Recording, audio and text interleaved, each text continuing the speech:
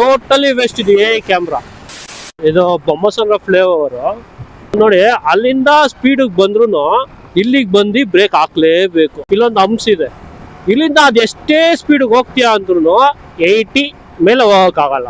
ಈ ರೋಡ್ ಯಾವಾಗ್ಲೂ ಟ್ರಾಫಿಕ್ ಅಲ್ಲೇ ಇರುತ್ತೆ. ಸಾಯಂಕಾಲ ಆದ್ರೆ, ಮಧ್ಯಾಹ್ನ ಆದ್ರೆ ಮಾತ್ರ ಸ್ವಲ್ಪ ಫ್ರೀ ಆಗಿರುತ್ತೆ ಹೊರ್ತು ಇದಕ್ಕೋಗಿ ಈ ಕ್ಯಾಮ್ರಾ ಹಾಕಿದ್ದಾರೆ ಸ್ಪೀಡ್ ಲಿಮಿಟ್.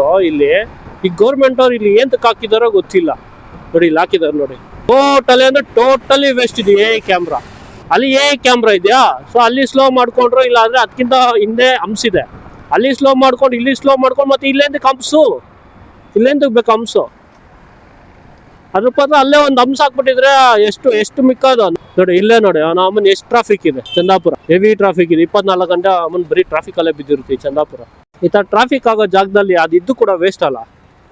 ಏನೋ ಒಂದು ಹೈವೇ ತರ ಇದ್ದಿ ಓಕೆ ಹಾಕಿದ್ರೆ ಓಕೆ, ಸ್ಪೀಡಾಗಿ ತುಂಬಾ ಸ್ಪೀಡಾಗಿ ಹೋಗ್ತಾರೆ, ಲಿಮಿಟಲ್ಲಿ ಇರಲಿ, ಹಂಗೆ ಹಿಂಗೆ ಅನ್ಬೋದು.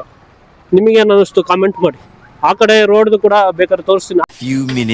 ಆ ಕಡೆ ರೋಡ್ದು ಸೇಮ್ ಆ ಕಡೆ ಹೆಂಗಿದೆಯೋ ಸೇಮ್ ಹಂಗೆ ಐತಿದು. ಇಲ್ಲಿ ಡೌನ್ ಇಂದ ಇಳಿತೇವೆ ಫ್ಲೇವರ್ ಇಂದ ಕೆಳಗಡೆ.